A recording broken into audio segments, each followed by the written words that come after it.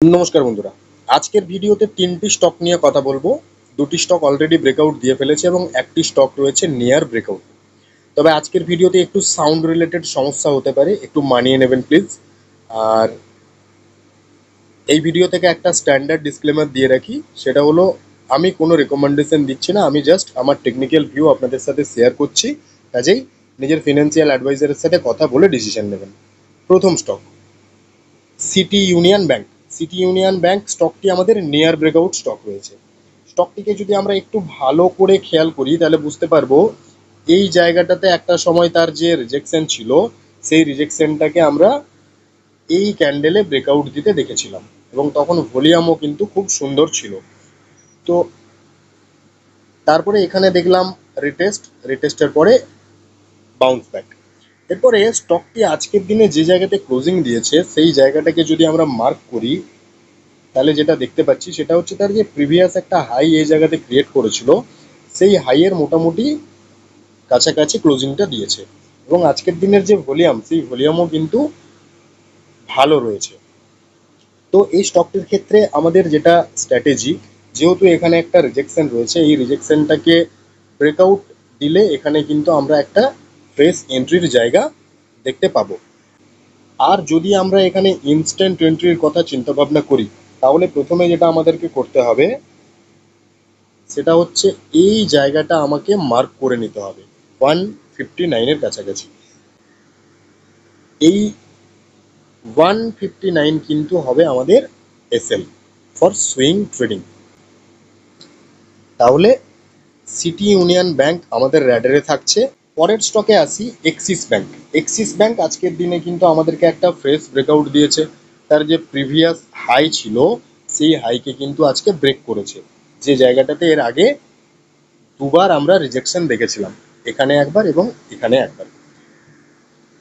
ক্যান্ডেলও খুব ভালো এবং এখানে ভলিউমকেও কিন্তু আমরা ইনক্রিজ হতে দেখেছি। কাজেই এখানে কিন্তু এটা একটা ভালো ব্রেকআউট হিসেবে আমরা দেখতে পারি। তো এই স্টকটির ক্ষেত্রেও সিটি ইউনিয়ন ব্যাংকের ক্ষেত্রে আমরা যেরকম ভেবেছিলাম সেরকমই আমাদের চিন্তা ভাবনাটা থাকতে হবে। সেটা হচ্ছে আমরা যদি ইনস্ট্যান্ট এন্ট্রির কথা ভাবি তাহলে এই নিচের এই জায়গাটাকে আমরা প্রথমে মার্ক করে নেব 1223-এর কাছাকাছি। এটা হবে আমাদের এসএল যদি আমরা ইনস্ট্যান্ট এন্ট্রি নিই ফর সুইং ট্রেডিং। আর আদারওয়াইজ আমাদেরকে যেটা করতে হবে সেটা হচ্ছে এই যে 1271 আজকে ক্লোজিং দিয়েছে এর ওপরে যদি ওপেনিং হয় এবং যদি আমরা ধীরে ধীরে ওপরের দিকে যেতে দেখি তাহলে আমরা নেক্সট ক্যান্ডেলে কিন্তু যদি স্ট্রং ক্যান্ডেল হয় আমরা সেখানে এন্ট্রি নিতে পারি। সেক্ষেত্রেও আমাদের কিন্তু এসএলটা এই 1223-এর কাছেই থাকবে। তাহলে এক্সিস ব্যাংকও আমাদের র্যাডারে থাকছে। পরের স্টক যেটি নিয়ে কথা বলবো সেটি হলো গালফ লুব্রিকেন্ট। এই স্টকটিতে কিন্তু আমরা একটা খুব সুন্দর চার্ট প্যাটার্ন দেখতে পেয়েছি। আমরা যদি এই জায়গাটাকে মার্ক করি তাহলে খুব সুন্দর একটা জিনিস দেখতে পাবো, সেটা হচ্ছে এখানে দেখুন কত সুন্দর একটা বক্স বানিয়েছে, যে বক্সকে আজকের দিনে খুব সুন্দর একটা ক্যান্ডেলের সাথে এবং হাই ভলিউমের সাথে ব্রেকআউট দিয়েছে। তো যেহেতু এখানে দীর্ঘদিন যে বক্সের মধ্যে ফেসেছিল সেই বক্সকে ব্রেকআউট দিয়েছে, এখানে কিন্তু আমরা মিড টার্মে এই জায়গাটার যে মুভটা রয়েছে এই মুভটা কিন্তু মিড টার্মে দেখতে পেতে পারি।